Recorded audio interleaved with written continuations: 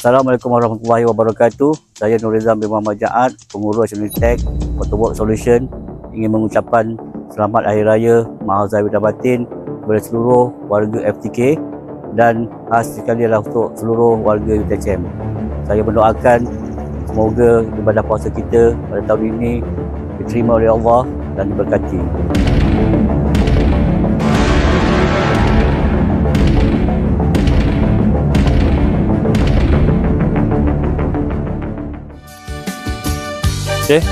Assalamualaikum dan salam sejahtera. Saya Syabilah bin Sulaiman, penolong pengurus Unitech.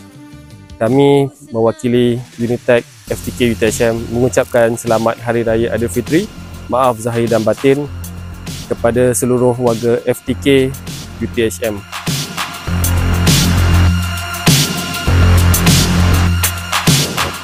Kami mendoakan agar ibadah yang kita telah jalani sepanjang bulan Ramadan diberkati oleh Allah Subhanahu Wa Taala.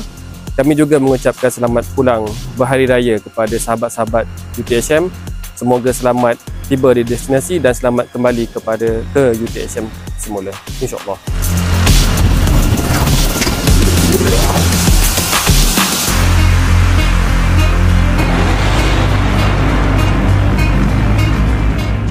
Kami dari Unitech mengucapkan Selamat Hari Raya Aidilfitri, maaf zahir dan batin.